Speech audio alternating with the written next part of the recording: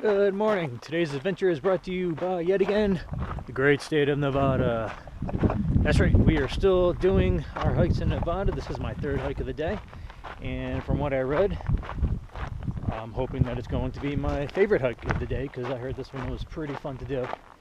We are doing a hike called Icebox Canyon, which I believe is right between those two mountains there.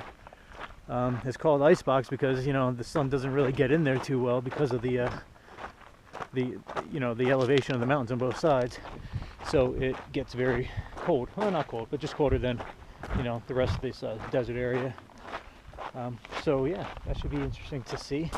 We're on the other side of the Red Rocks Canyon from the other two hikes that I just done. So that's why these mountains look a little bit different, but they are pretty awesome looking. We will be getting into a wilderness while we're out here called the Rainbow Mountain Wilderness. I'm not sure which one of these is Rainbow Mountain. I'm guessing it's either that one or that one. It's actually the second wilderness that we were in today. We were in the Las Madres Wilderness earlier when I was on the Turtlehead Mountain.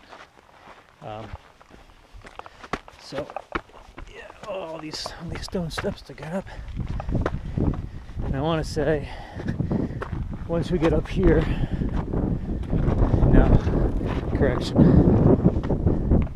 that sign up there, that's probably the wilderness sign that you're now leaving the confines of the canyon and entering the wilderness. I always enjoy that kind of stuff. So, I don't know if you noticed, but the flora here is already crazy. It's already looking very different. The closer we get in there, you can start seeing trees again. And we certainly didn't see that on the other two hikes. And the reason for that is that this is called the Icebox Canyon. These mountains here block the sun enough that it actually changes the climate enough out here that different vegetation grows on this side of the canyon as opposed to back there on that side of the canyon. I thought that's kind of neat. So we get still some of the same cacti, but as you can see, you get a little bit of different ones too. I haven't seen any of the agave yet, and not for nothing, I'm kind of thankful because I got stabbed at least twice. Oh, darn it, there it is. Well, still, I got stabbed twice by those jerks, and they are pretty sharp. So I'm gonna try to keep babbling on until I can get to this sign and maybe see this gives us any information. Look at those sheer cliffs right there. That's crazy. Now all these mountains are made out of sandstone, which is not a very stable rock at all. In fact, when it rains, a lot of moisture gets in between there's air pockets in all rocks, whether or not you can see it or not. But the water gets in there and you can actually start ripping away big pieces of sandstone. So it's amazing that these mountains get the way they are, but they get the way they are because of the sandstone. After it rains, just chunks fall off and you get these really cool formations. So these maps didn't really tell me much of anything, so that's fine. Icebox Canyon straight away. It is not a long hike. I think it's only a mile and a half one way. It's just an out and back thing, and we're just going into that, like I said, that crack there, and let's see what cool stuff the icebox can bring to the table. So check this out. We actually got legit trees down here. These are the first trees I saw all day today, and like I said, I've been hiking, I don't know, maybe 7 or 8 miles, and these are the first ones. But we've crossed this huge sucker of a mountain here, which is blotting out the sun. You can see we're in the shade here. I don't even need my sunglasses anymore. Yeah, the temperature change dropped dramatically. We definitely get a lot more flora down here, different type of flora. Looks like, heck, I mean, some of those trees can be up on a mountain up in Vermont. They look just like that. Another thing is, it's certainly windy down here, and it's interesting because we're surrounded on about 2 out of the 3 sides with mountains here, so the wind's just bouncing all over the place. Whereas before, when I was up on top of Turtlehead Peak, it was definitely coming from one area. Once I got on the backside of the mountain, that's where the wind was. But here it's just bouncing all over the place against these mountains. Like really wicked formations up there. You can see, try to hold the camera. There, look. Like that's all the boulder fields. Like I said, the water gets into the sandstone and just sooner or later it just eats away and the boulders fall down. Here's another boulder field. So yeah, in a couple 100,000 years, these mountains will be even further. Interesting stuff. Definitely is a better trail than the others, because a lot of rocks to walk on, whereas the others was a lot of sand and gravel. So should be able to make better time here, not having to second and third step myself every time. A lot of juniper out here. It's a real big juniper plant, tree, whatever. And of course, the accursed agave is still around. Just look at the way these sandstone cliffs are falling. They're falling from underneath, which is leaving all these huge boulders just hanging up there. And you can see that one.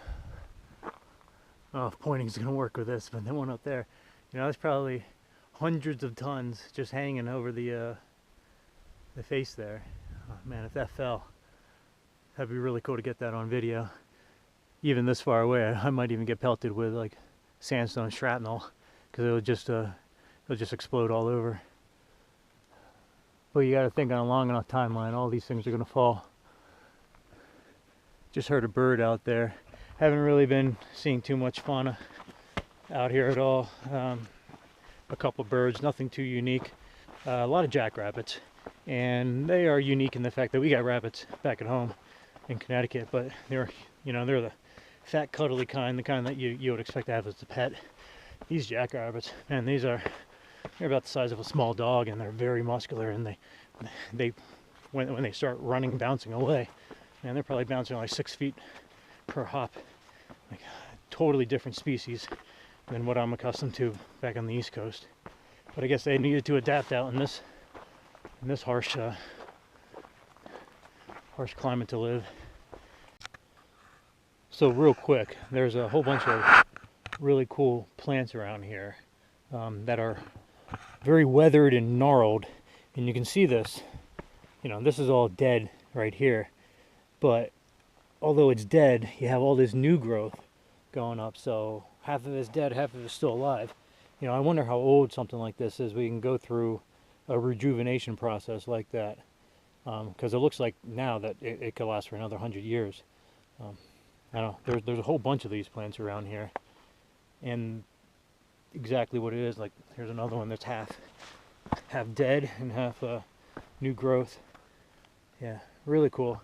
You know, I've always liked the look of these plants, especially the ones that are, you know, growing in these very rocky areas, like on top of mountains and in the desert area. They're always so low to the ground and gnarled looking. They almost look like a whole bunch of small little bonsai trees. But again, just like the jackrabbits I just mentioned, you know, it's a pretty it's a very unforgiving habitat out here, so they need to adapt, and they look like they can handle just about anything that nature throws at them at this point, clearly, because again, I wouldn't even begin to, you know, date the age of something like that, but it looks like it's going to be around for a lot longer. So quick little science lesson for you. So we're pretty deep into the canyon at this point. In fact, I think the trail has actually stopped, but you can see we can still make our way into it. So I'm making incredible time on my day, so why not keep on pushing forward? And plus, this has not been a very long hike at all. It's been, you know, this is again one of the more popular hikes, so there's been people here, so I haven't really been taking too many videos out here, but it's been pretty fun. A lot of bouldering, a lot of climbing up on stuff. And if I can get over these guys here, it looks like I can get back in there and check that place out. But yeah, we're almost to the end of it. Pretty cool. So.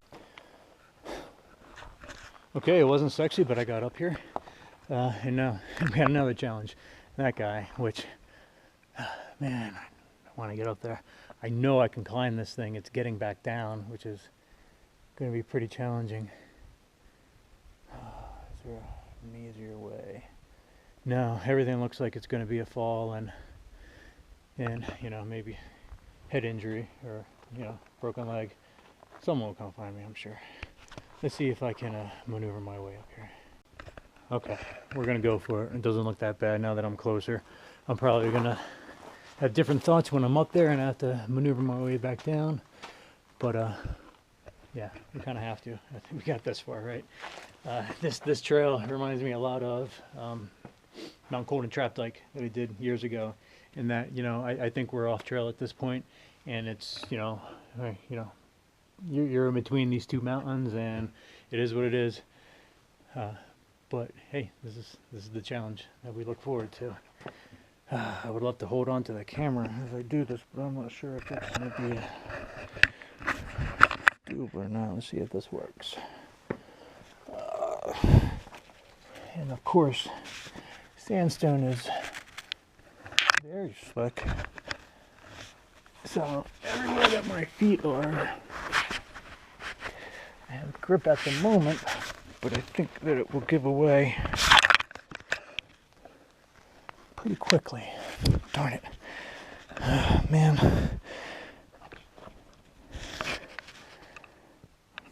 If I had a handhold, I can get up there. So I think I'm gonna go back down and go try it that way. Well, good thing I watched that movie Free Solo, and I was able to maneuver my way back down by finger jamming and that kind of stuff. This way is definitely a lot easier. But, you know, it's typical Franco to go ahead and try the difficult way first. I gotta put... Mr. GoPro, you are making life so difficult.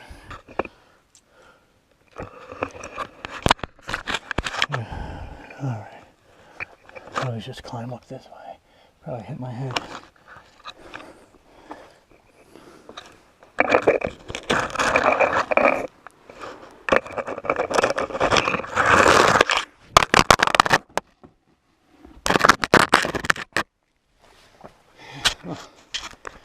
I just scratched my lens. Looks like it. I still gotta get down.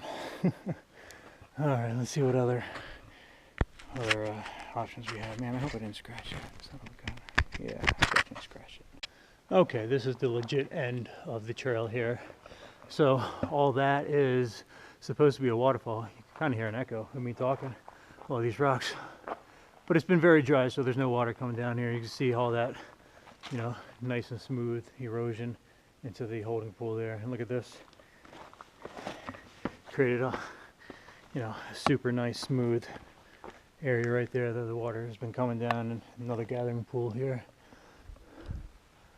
I'm sure there's another one up there, and I really want to climb that, but again, getting down would be pretty difficult, and one small slip and then there's no catching you until you bang your head, knock yourself out, and break your leg.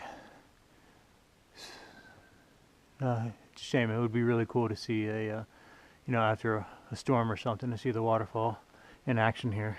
On YouTube, I actually watched some videos of this hike, and one of the videos was a flash flood that came through here. So pretty much exactly a huge storm came through.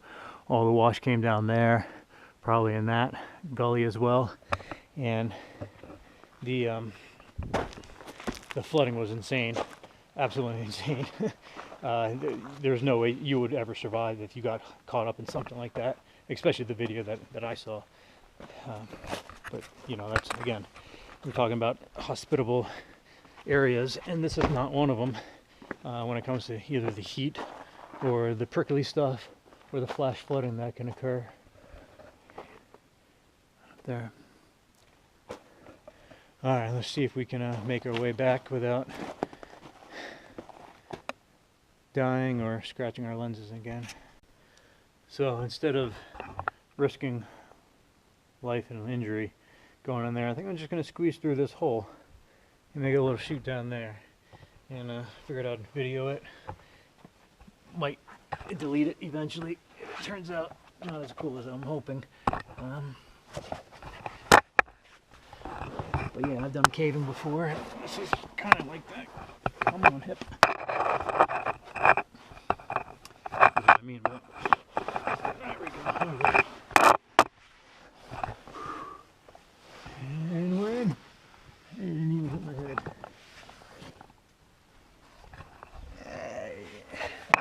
Safer. Much safer. All right.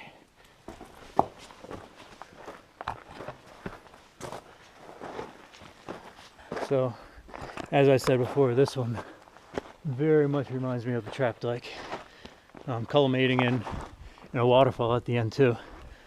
It's almost identical to that, other than one was up in the Adirondacks, the other is out here in the desert of Las Vegas. So almost done the Icebox Trail.